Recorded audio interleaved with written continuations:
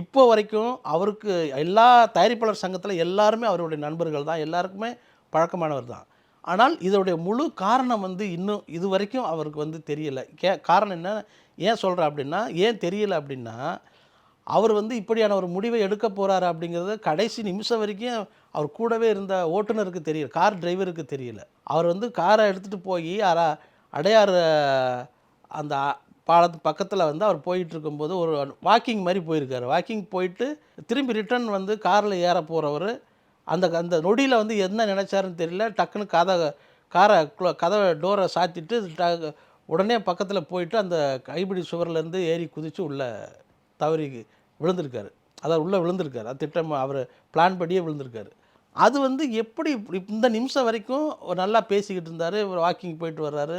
எப்படி அதுக்குள்ளே என்ன நடந்திருக்கும் அப்படிங்கிற விஷயம் இருக்குல்ல, இதுதான் வந்து இப்போ எல்லாருக்கும் பெரிய அதிர்ச்சியாக இருக்குது. அது ஒரு வேளை அவங்களோட யாருக்கூட நடந்த வாக்குவாதமா, அதில் வந்த தடித்த வார்த்தைகள் மூலமாக சில பேர் என்ன பண்ணுவாங்கன்னா, கொஞ்சம் ரொம்ப அதாவது நேர்மையாக இருக்கவங்களும் சரி, ஒரு உண்மையை வெளிப்படையாக பேசுகிறவங்களும் சரி, அவங்கள்ட்ட இந்த தடித்த வார்த்தைகள் வந்து பெரிய மனசை அவங்க காயப்படுத்திடும். அவங்க அதனால் தாங்க மாட்டாங்க.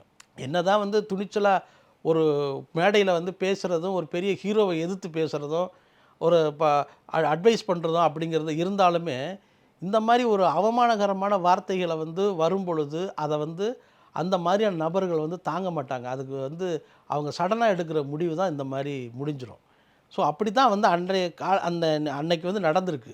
அவர் வந்து காரை விட்டு இறங்கி நடந்து போனவர் திரும்ப வந்து காருக்குள்ளே ஏறி உட்கார்றதுக்குள்ளே ஒரு முடிவு எடுக்கிறார் அப்படின்னா, அப்போ அது என்ன அப்படிங்கிறது தான் இப்போ தீவிரமாக காவல்துறை வந்து விசாரிச்சுட்ருக்காங்க. ராஜன் அவர்கள் வந்து நடிக்கணுங்கிற ஆசையில் தான் வந்து சினிமாவுக்கு வந்திருக்காரு. அவர் வந்து அந்த சூளம் படத்தில் ஒரு சின்ன கேரக்டர் வந்து நடித்தார்.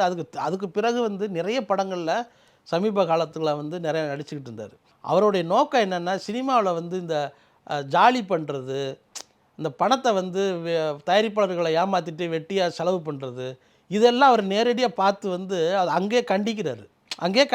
மேடையில் வாய்ப்பு இல்லைன்னா மேடையில் வந்து கண்டிக்கிறாரு. ஸோ இதனாலேயும் கூட அவருக்கு ரொம்ப நெருக்கமான வட்டம் வந்து இல்லாமல் கூட இருக்கும். அவரை பிடிக்கும், ஆனால் இவரை பக்கத்தில் வச்சுக்கிட்டால் நமக்கு பிரச்சனையாக இருக்குன்னு சொல்லி அவர் விலக்கியே வச்சுருப்பாங்க. அப்படியும் கூட ராஜன் அவர்களுக்கு வந்து விலக்கியும் வந்து வச்சுருக்காங்க. ஆனால் அவர் அது பெருசாக அதை பற்றிலாம் கவலைப்படலை.